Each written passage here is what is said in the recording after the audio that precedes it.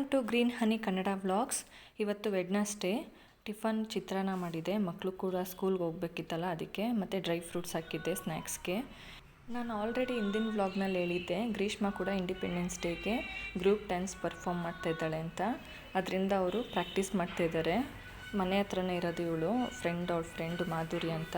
ಇಬ್ಬರು ಕೂಡ dance performance ಮಾಡ್ಕೊಂಡು ಪ್ರಾಕ್ಟೀಸ್ ಮಾಡ್ಕೋತಾ ಇದ್ದಾರೆ. ಒಂದ್ಸಲ ಅನ್ವಿಕ್ ಕೂಡ ನೋಡ್ತಾ ಇದ್ದಾನೆ. ಅವನು ಆಲ್ರೆಡಿ ರೆಡಿಯಾಗಿದ್ದ, ಮತ್ತು ಅವ್ನು ಸ್ವಲ್ಪ ಹುಷಾರಿರಲಿಲ್ವಲ್ಲ, ಅದರಿಂದ ಔಷಧಿ ಕುಟ್ಬಿಟ್ಟು ಕೂತಿದ್ದ ಅವನು. ಅಷ್ಟರಲ್ಲಿ ಬಸ್ ಬಂತು. ಅದಾದಮೇಲೆ ಹೊರಡ್ತೀನಮ್ಮ, ನೆಕ್ಸ್ಟ್ ನಾಳೆ ಮಾಡ್ತೀವಿ, ಪ್ರಾಕ್ಟೀಸ್ ಮಾಡ್ಕೋತೀವಿ ಸ್ಕೂಲಲ್ಲಿ ಅಂತ ಅವರು ಕೂಡ ಹೊರಟರು.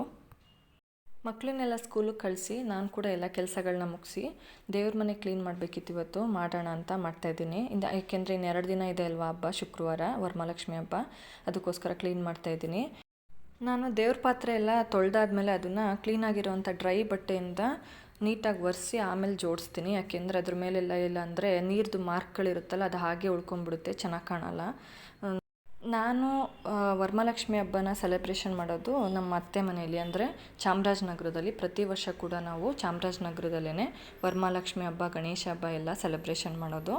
ಅದರಿಂದ ಇಲ್ಲಿ ಪೂಜೆ ಮುಗಿಸಿ ಇಲ್ಲೆಲ್ಲ ಕ್ಲೀನ್ ಮಾಡಿ ಮತ್ತು ಪ್ಯಾಕಿಂಗ್ ಮಾಡಿಕೊಂಡು ನಾವು ನಗರಕ್ಕೆ ಹೊರಡಬೇಕಲ್ವ, ಅದರಿಂದ ಇವತ್ತೇ ದೇವ್ರ ಮನೆಯೆಲ್ಲ ರೆಡಿ ಮಾಡಿ ಪೂಜೆ ಕೂಡ ಮಾಡಾಯಿತು. ಅಷ್ಟರಲ್ಲಿ ಒಂದು ಫಂಕ್ಷನ್ ಇತ್ತು ಸಂಜೆ, ಅದಕ್ಕೆ ರೆಡಿ ಆಗಬೇಕಿತ್ತಲ್ಲ ಅಂತ ರೆಡಿ ಆಗ್ತಾಯಿದ್ದೆ. ನಮ್ಮ ಮಕ್ಕಳು ಕೂಡ ಸಂಜೆ ಸ್ಕೂಲಿಂದ ಬಂದಮೇಲೆ ಅವರೂ ಕೂಡ ರೆಡಿ ಮಾಡಿಕೊಂಡು ಆನ್ ದಿ ವೇ ಹೋಗ್ತಾಯಿದ್ದೀವಿ. ಏನು ಫಂಕ್ಷನ್ ಅಂತ ಅಂದರೆ, ನನ್ನ ತಂಗಿ ಮಗಳಿದ್ದಾಳಲ್ಲ ರಿಧಿ ಅಂತ, ಆಲ್ರೆಡಿ ಪರಿಚಯ ಮಾಡಿಸಿದ್ದೆ ನಾನು ಹಿಂದಿನ ವ್ಲಾಗ್ನಲ್ಲಿ. ಅವಳದು ಇವತ್ತು 6th ಇಯರ್ ಬರ್ತ್ಡೇ ಸೆಲೆಬ್ರೇಷನ್ ಇತ್ತು. ಅದಕ್ಕೆ ನನ್ನ ತಂಗಿ ಫೋನ್ ಮಾಡಿದ್ಲು, ಸಿಂಪಲ್ಲಾಗಿ ಬರ್ತ್ಡೇ ಸೆಲೆಬ್ರೇಷನ್ ಮಾಡ್ತಿದ್ದೀವಿ ಮನೆಯಲ್ಲೇ, ಬನ್ನಿ ಅಂತ ಇನ್ವೈಟ್ ಮಾಡಿದ್ಲು. ಅದಕ್ಕೋಸ್ಕರ ಎಲ್ಲರೂ ಹೋಗ್ತಾಯಿದ್ದೀವಿ. ನಮ್ಮ 2ನೇ ಅಕ್ಕನ ಮನೆಯೂ ಕೂಡ ನನ್ನ ತಂಗಿ ಮನೆ ಹತ್ರನೇ ಇರೋದ್ರಿಂದ ಅವಳು ಅಲ್ಲಿಂದ ಅಲ್ಲೇ ಬರ್ತಾಳೆ, ಮತ್ತು ಮೊದಲನೇ ಅಕ್ಕನೂ ಬರ್ತಾಳೆ. ಅಪ್ಪ ಅಮ್ಮ ಆಲ್ರೆಡಿ ಬೆಳಿಗ್ಗೆನೇ ಹೊರಟಿದ್ದಾರೆ.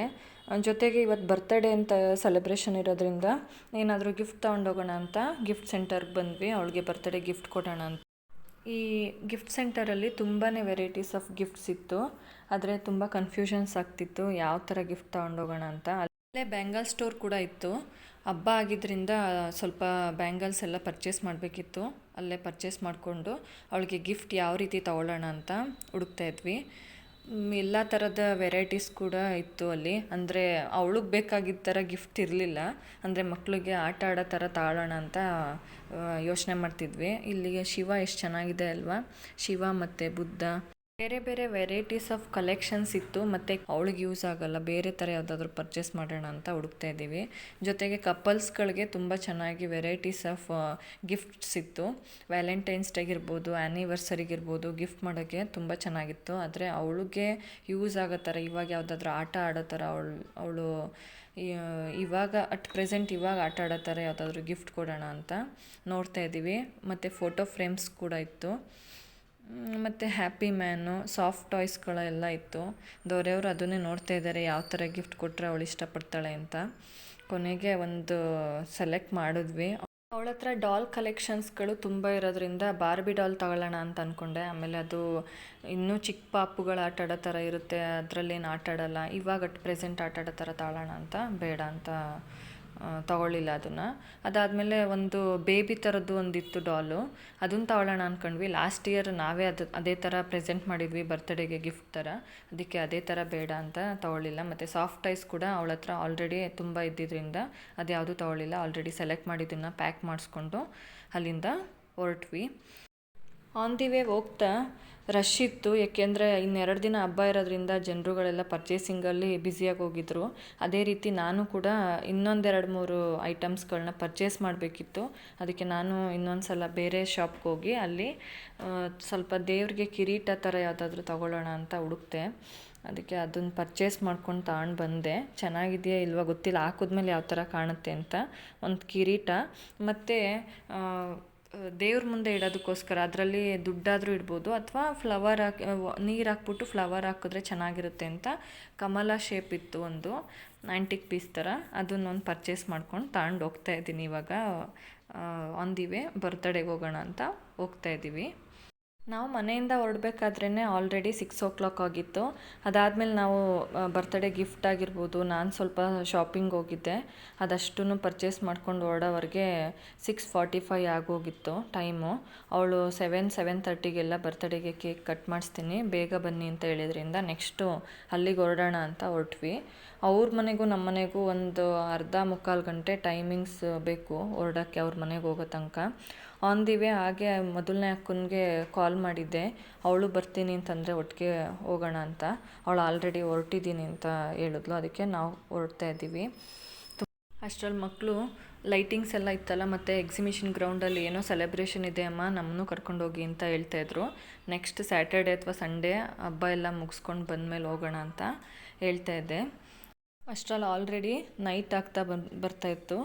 ಜೊತೆಗೆ ನನ್ನ ಮಗ 1.5 ಅವರಿಂದನೂ ಜರ್ನಿ ಮಾಡ್ತಾನೇ ಇದ್ದ ಅಲ್ವಾ, ಅಲ್ಲಿ ಶಾಪಿಂಗ್ ಇರ್ಬೋದು, ಅಲ್ಲಿಂದ ಹೊರಟಿದ್ದ ಟೈಮಿಂದ ಒಂದು ರೌಂಡ್ ನಿದ್ದೆಗೆ ಹೊರಟೋಗ್ಬಿಟ್ಟ, ನಿದ್ದೆ ಮಾಡ್ತಾಯಿದ್ದ ಅವನು. ಇನ್ನೇನು ಹತ್ರ ಬಂತು ನನ್ನ ತಂಗಿ ಮನೆಯೂ ಕೂಡ, ಹೊರಡೋಣ ಅಂತ ಹೊರಡ್ತಾ ಇದ್ದೀವಿ ಒಂದಿವೆ. ಜೊತೆಗೆ ಇಲ್ಲೆಲ್ಲ ದಸರಾ ಹಬ್ಬಕ್ಕೆ ಲೈಟಿಂಗ್ಸ್ ಹಾಕ್ತಾರಲ್ಲ, ಅದೇ ಥರ ಇತ್ತು ಅವ್ರ ಮನೆಗೆ ಹೋಗೋ ರೋಡ್ ಸೈಡೆಲ್ಲ. ಆವಾಗಲೇ ಹೇಳ್ದಂಗೆ ನನ್ನ ತಂಗಿ ಮನೆ ಹತ್ರನೇ ನಮ್ಮ 2ನೇ ಅಕ್ಕನ ಮನೆಯೂ ಕೂಡ ಇರೋದು. ಅದರಿಂದ ಫಸ್ಟ್ ಅಲ್ಲೋದ್ವಿ, ಅವಳು ಒಟ್ಟಿಗೆ ಕರ್ಕೊಂಡು ಹೋಗೋಣ ಅಂತ. ಮೊದಲನೇ ಅಕ್ಕನೂ ಕೂಡ ಅಲ್ಲೇ ಬಂದಿದ್ಲು. ಮೊದಲನೇ ಅಕ್ಕ, 2ನೇ ಅಕ್ಕ, 2ನೇ ಅಕ್ಕನ ಮಗ ಎಲ್ಲರೂ ಕೂಡ ಅಲ್ಲೇ ಇದ್ದರು. ಅವ್ರ ಮನೇಲಿ ನನಗೆ ದೇವ್ರ ಮನೆ ಅಂದರೆ ಇಷ್ಟ. ಅದರಲ್ಲೂ ಅವಳಿಗೆ ರಾಘವೇಂದ್ರ ಸ್ವಾಮಿ ಅಂದರೆ ಅವಳು ಭಕ್ತೆ, ತುಂಬ ಭಕ್ತೆ. ಅದರಿಂದ ಅವಳು ಅವ್ರ ಮನೇಲಿ ಮರದಲ್ಲಿ ಮಾಡಿಸ್ಕೊಂಡು ಇಟ್ಕೊಂಡಿದ್ದಾಳೆ. ತುಂಬ ಚೆನ್ನಾಗಿದೆ ಅಲ್ವಾ ಇದು. ನನಗೆ ಅವ್ರ ಮನೆ ದೇವ್ರ ಮನೇಲಿ ಅದೇ ಅಟ್ರ್ಯಾಕ್ಷನ್ನು. ಅದ್ರ ಜೊತೆಗೆ ಅವಳು ವರಮಹಾಲಕ್ಷ್ಮಿ ಹಬ್ಬಕ್ಕೆ ಎಲ್ಲ ರೆಡಿ ಮಾಡಿ ಇಟ್ಕೊಂಡಿದ್ಲು. ಅವಳು ಒಬ್ಬಳೇ ಆಗಿರೋದ್ರಿಂದ ಫಸ್ಟೇ ಮುಂಚಿತವಾಗಿ ರೆಡಿ ಮಾಡಿ ಇಟ್ಕೊಂಡಿದ್ಲು. ಮುಖವಾಡ ಅವಳು, ನಾವುಗಳೆಲ್ಲ ಬೆಳ್ಳಿ ಮುಖವಾಡ ಹಾಕ್ತೀವಿ ಅಥವಾ ರೆಡಿಮೇಡ್ ಮುಖವಾಡ ಹಾಕ್ತೀವಿ, ಅವಳು ಆ ರೀತಿ ಮಾಡೋಲ್ಲ. ಅವಳು ಸುಮಾರು ಒಂದು 7-8 ವರ್ಷದಿಂದನೂ ಕೂಡ ಪ್ಯಾಸ್ಟ್ರ್ ಆಫ್ ಪ್ಯಾರಿಸಲ್ಲಿ ಮುಖನ ಕಾಯಿಗೆ ಹಾಕಿ ಕಾಯಿ ಮೇಲೆ ರೆಡಿ ಮಾಡ್ತಾಳೆ. ಮತ್ತು ಕಿರೀಟನೂ ಅಷ್ಟೇ ಅವಳೇ ಓನಾಗಿ ರೆಡಿ ಮಾಡಿ ಅರೇಂಜ್ ಮಾಡೋದ್ರಿಂದ ಒಬ್ಬಳೇ ಮಾಡಬೇಕಲ್ವ, ಹಬ್ಬದ ದಿನ ಲೇಟ್ ಆಗುತ್ತೆ ಅಂತ ಬಿಫೋರ್ 1 ಡೇ ಅಥವಾ 2 ಡೇಸಲ್ಲಿ ರೆಡಿ ಮಾಡಿ ಎಲ್ಲ ಅರೇಂಜ್ ಮಾಡಿ ಇಟ್ಕೊಂಡಿರ್ತಾಳೆ. ತುಂಬ ಚೆನ್ನಾಗಿ ರೆಡಿ ಮಾಡಿದ್ಲು, ಇಷ್ಟ ಆಯಿತು. ಜಡೆ ಎಲ್ಲ ಹಾಕಿ ಕಿರೀಟ ಎಲ್ಲ ಮಾಡಿ ಒಂದು ದಿನ ಫುಲ್ಲು ಅದಕ್ಕೆ ಅಂತಲೇ ಟೈಮ್ ಸ್ಪೆಂಡ್ ಮಾಡಿದ್ದಾಳೆ. ಇವಳು ನಮ್ಮ ಮೊದಲನೇ ಅಕ್ಕ ಮತ್ತು 2ನೇ ಅಕ್ಕ. ಅವ್ರನ್ನೂ ಕರ್ಕೊಂಡು ಅಲ್ಲಿಂದ ಬರ್ತಡೇಗೆ ಲೇಟ್ ಆಗುತ್ತೆ ಅಂತ ಹೊರಡ್ತಾ ಇದ್ದೀವಿ. ನಮ್ಮ ಅನ್ವಿಕ್ ಆಲ್ರೆಡಿ ಮಲಗಿದ್ನಲ್ಲ, ಅವನು ಒಳಗಡೆ ಬರಲಿಲ್ಲ, ಅವನು ಅಲ್ಲೇ ಕಾರಲ್ಲಿದ್ದಾನೆ. ಇವನು ನನ್ನ 2ನೇ ಅಕ್ಕನ 2ನೇ ಮಗ. ಮತ್ತು ಗ್ರೀಷ್ಮ ಹೊರಡೋಣ ನಡೀರಿ ಅಮ್ಮ ಅಂತಿದ್ಲು. ಎಲ್ಲ ಒಟ್ಟಿಗೆ ಬರ್ತಡೇಗೆ ಹೊರಟ್ವಿ. ತಂಗಿ ಮತ್ತು ತಂಗಿ ಹಸ್ಬೆಂಡ್ ಇಬ್ಬರು ರೆಡಿ ಮಾಡ್ತಾಯಿದ್ರು. ಕೇಕೆಲ್ಲ ನೀಟಾಗಿ ಅರೇಂಜ್ ಮಾಡಿ ಬೆಲೂನ್ಸ್ ಎಲ್ಲ ಬ್ಲೋ ಮಾಡ್ತಾಯಿದ್ರು.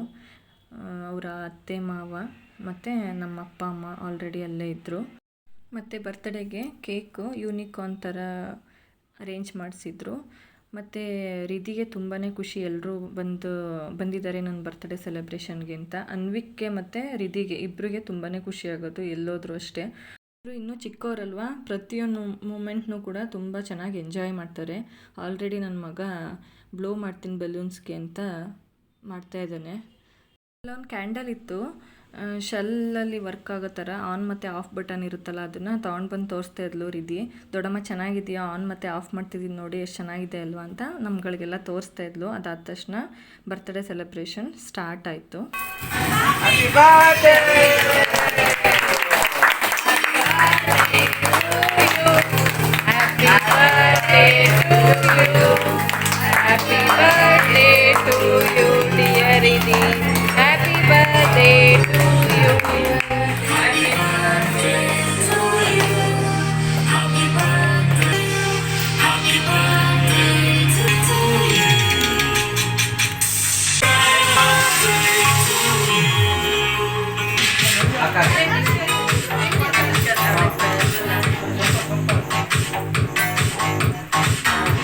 ತಿನ್ನು ಗ್ರೀಷ್ಮ.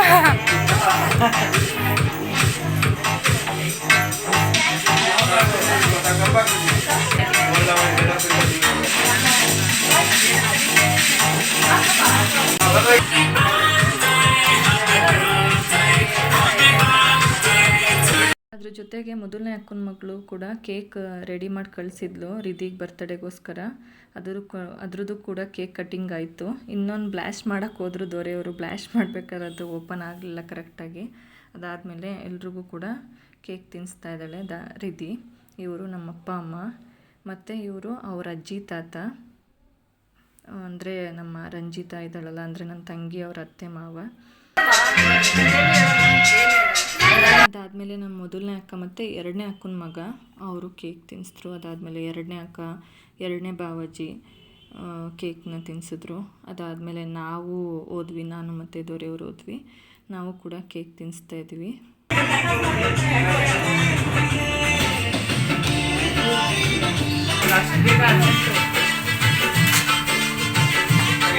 ಆಮೇಲೆ ಗ್ರೀಷ್ಮ ಮತ್ತು ಅನ್ವಿಕ್ ಕೈಲಿ ಗಿಫ್ಟ್ ಕೊಡಿಸಿದ್ವಿ ರಿದಿಗೆ. ನಮ್ಮ ಅನ್ವಿಕ್ಗೆ ಆ ಗಿಫ್ಟಲ್ಲಿ ಏನಿದೆ ಅಂತ ನೋಡಬೇಕು ಅಂತ ಅವನೇ ತುಂಬ ಅರ್ಜೆಂಟಲ್ಲಿದ್ದೆ, ಯಾಕೆಂದರೆ ಅವ್ನು ಮಲಗಿಬಿಟ್ಟಿದ್ದೆ ಆವಾಗ ನಾವು ಗಿಫ್ಟ್ ತಗೊಳಕ್ಕೆ ಹೋಗೋದಾಗ. ಅದಕ್ಕೆ ಆದಮೇಲೆ ಎಲ್ಲರ ಜೊತೆ ಕೂಡ ಫೋಟೋ ತೆಗೆಸ್ಕೊಂಡು ರಿದಿ.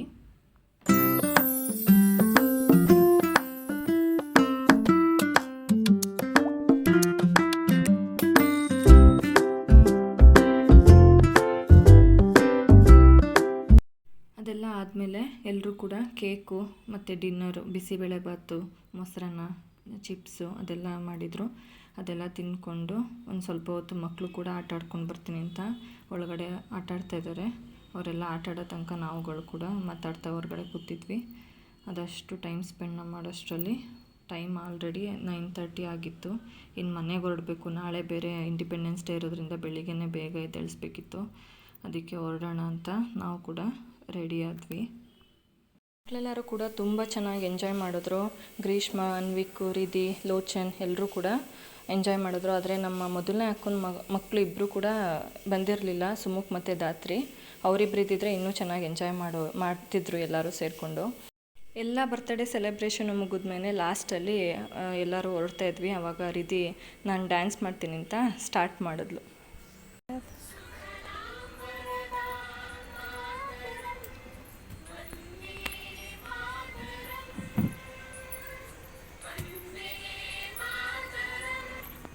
ತುಂಬ ಚೆನ್ನಾಗಿ ಡ್ಯಾನ್ಸ್ ಮಾಡ್ತಿದ್ಲು. ಅವಳು ಕೂಡ ನಾಳೆ ಇಂಡಿಪೆಂಡೆನ್ಸ್ ಡೇಗೆ ಪರ್ಫಾರ್ಮ್ ಮಾಡ್ತಿದ್ಲಂತೆ. ಅದಕ್ಕೆ ಅವ್ರ ಸ್ಕೂಲ್ನಲ್ಲಿ ಕಳಿಸಿರೋಂಥ ಡ್ಯಾನ್ಸ್ನೆಲ್ಲ ಮಾಡಿ ತೋರಿಸ್ತಾ ಇದ್ಲು. ನಾಳೆ ಈ ಥರ ಮಾಡ್ತೀನಿ ಅಂತ. ಅದು ಕೋಲಾಟದ ಡ್ಯಾನ್ಸ್ ಅಂತ ಹೇಳ್ತಾ ಇದ್ಲು.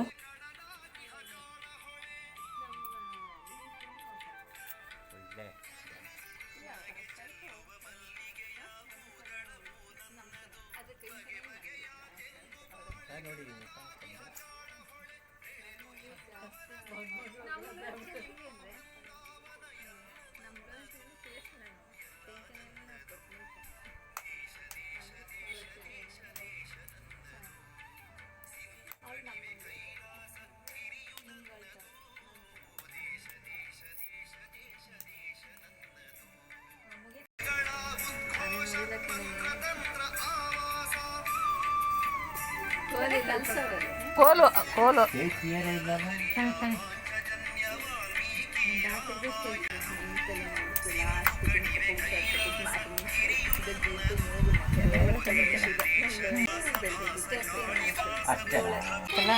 Step change.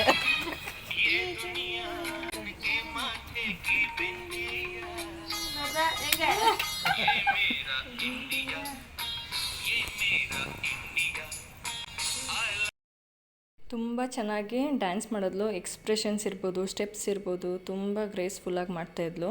ಅದಷ್ಟು ಮುಗಿಸ್ಕೊಂಡು ನಾವು ಹೊರಟ್ವಿ ಮನೆ ಕಡೆ. ಮೊದಲನೇ ಅಕ್ಕನೂ ಕೂಡ ನಮ್ಮ ಜೊತೆನೇ ಬಂದರು. ಅವಳನ್ನ ಹಾಗೆ ಅವಳ ಮನೆ ಹತ್ರ ಡ್ರಾಪ್ ಮಾಡಿಬಿಟ್ಟು ನಾವು ಮನೆಗೆ ಹೊರಟ್ವಿ. ಇದಿಷ್ಟು ಕೂಡ ಇವತ್ತಿನ ವ್ಲಾಗ್ ಆಗಿತ್ತು.